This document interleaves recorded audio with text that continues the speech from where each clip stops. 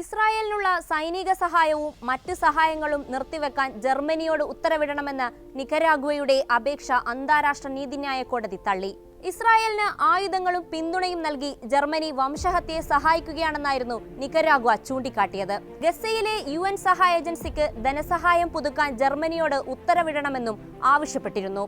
എന്നാൽ ഇത്തരമൊരു ഉത്തരവ് പുറപ്പെടുവിക്കുന്നതിനുള്ള നിയമവ്യവസ്ഥ പാലിച്ചിട്ടില്ലെന്ന് ചൂണ്ടിക്കാട്ടിയാണ് അപേക്ഷ തള്ളിയത്.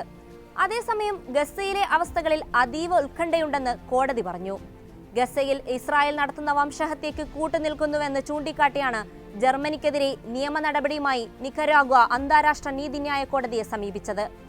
ജർമ്മനി അന്താരാഷ്ട്ര നിയമങ്ങൾ ലംഘിച്ചെന്നാണ് പരാതിയിൽ ആരോപിക്കുന്നത്. ഗസയിൽ കൂട്ടക്കുരുതി തുടരുമ്പോഴും ഇസ്രായേലിന് നൽകി വരുന്ന സഹായം നിർത്തിവെക്കാൻ ജർമ്മനി തയ്യാറാകുന്നില്ലെന്ന് നിക്കരാഗ്വ കുറ്റപ്പെടുത്തി. ഇതോടൊപ്പം UN-ന്റെ ഫലസ്തീൻ അഭയാർത്ഥി ഏജൻസിക്ക് നൽകി വരുന്ന സഹായം നിർത്തലാക്കുകയും ചെയ്തു.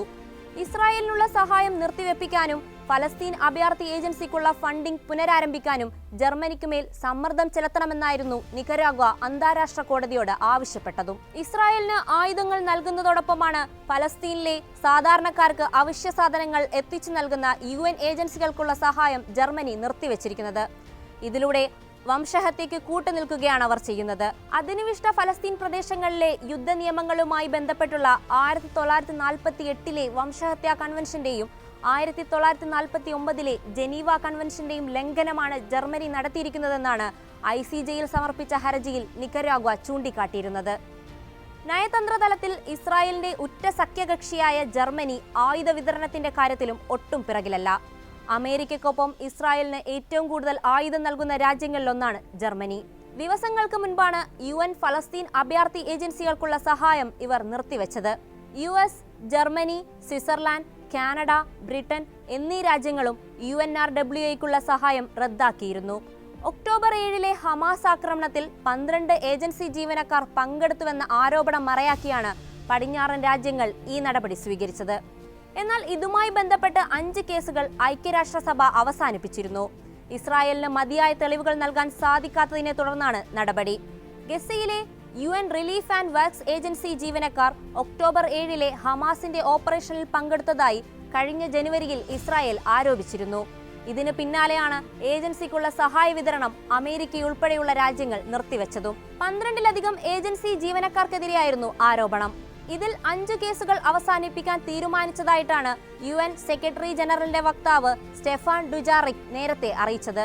ആരോപണങ്ങളെ പിന്തുണയ്ക്കുന്ന തെളിവുകളൊന്നും ഇസ്രായേൽ നൽകാത്തതിനാൽ ഒരാളെ വെറുതെ വിട്ടു. മറ്റ് 3 കേസുകളിലും ഇസ്രായേലിന് തെളിവുകൾ നൽകാനായിട്ടില്ല. എന്നാൽ ഈ മാസം UN സംഘം ഫലസ്തീൻ സന്ദർശിക്കുന്നുണ്ട്. ഈ സമയത്ത് തെളിവുകൾ ലഭിക്കുകയാണെങ്കിൽ ഒരു കേസ് പുനഃപരിശോധിക്കും. ശേഷിക്കുന്ന കേസുകളിൽ അന്വേഷണം തുടരുകയാണെന്നും സ്റ്റെഫാൻ ഡുജാറിക് പറഞ്ഞിരുന്നു. ഫണ്ട് തടയുന്നത് ഫലസ്തീനിൽ ഗുരുതരമായ പ്രതിസന്ധി സൃഷ്ടിക്കുമെന്ന് UNRWA മുന്നറിയിപ്പ് നൽകിയിട്ടുണ്ട്. ഇസ്രായേൽ ആക്രമണവും ഉപരോധവുമായി കൊടും പട്ടിണിയിലൂടെയും കടുത്ത യാതനയിലൂടെയുമാണ് ഫലസ്തീനികൾ കടന്നുപോകുന്നത്. ഇതിനിടെ അടിയന്തരമായ ഭക്ഷ്യവസ്തുക്കളും മെഡിക്കൽ ഉപകരണങ്ങളും എത്തിക്കുന്നത് UNRWA ആണ്. ഏജൻസിയുടെ വരുമാന മാർഗം കൂടി മുട്ടിക്കുന്നതോടെ ഗസയെ കൂട്ടമരണത്തിലേക്ക് തള്ളിയിടുകയാണ് പടിഞ്ഞാറൻ രാജ്യങ്ങളെന്ന് അന്താരാഷ്ട്ര തലത്തിൽ വൻ വിമർശനം ഉയരുന്നുണ്ട്. അതേസമയം ഒക്ടോബർ 7 ശേഷമുള്ള ഇസ്രായേൽ ആക്രമണത്തിൽ ഏജൻസിയുടെ നിരവധി പ്രവർത്തകരാണ് കൊല്ലപ്പെട്ടത്. യുദ്ധാനന്തരം ഗസയിൽ ഏജൻസിയുടെ പ്രവർത്തനം അവസാനിപ്പിക്കുമെന്നാണ് ഇസ്രായേലിന്റെ നിലപാട്. ഏജൻസിക്കുള്ള സഹായം നിർത്തിവെച്ചതോടെ പ്രവർത്തനത്തെ വലിയ രീതിയിൽ ബാധിച്ചിട്ടുണ്ട്. ഇസ്രായേൽ എന്ന അധിനിവേശ രാജ്യം രൂപീകൃതമായി 1 വർഷം കഴിഞ്ഞ് 1949 UNRWA എന്ന ഏജൻസി ആരംഭിക്കുന്നത്. ഫലസ്തീൻ അഭയാർത്ഥികൾക്ക് ആവശ്യമായ സേവനങ്ങൾ ചെയ്യുക എന്നതാണ് പ്രധാന ലക്ഷ്യം. വിദ്യാഭ്യാസം, ആരോഗ്യം, ദുരിതാശ്വാസം, സാമൂഹിക സേവനം, അടിസ്ഥാന സൗകര്യങ്ങൾ, സാമ്പത്തിക സഹായം തുടങ്ങിയ വിവിധ മേഖലകളിലാണ് ഏജൻസിയുടെ പ്രവർത്തനം.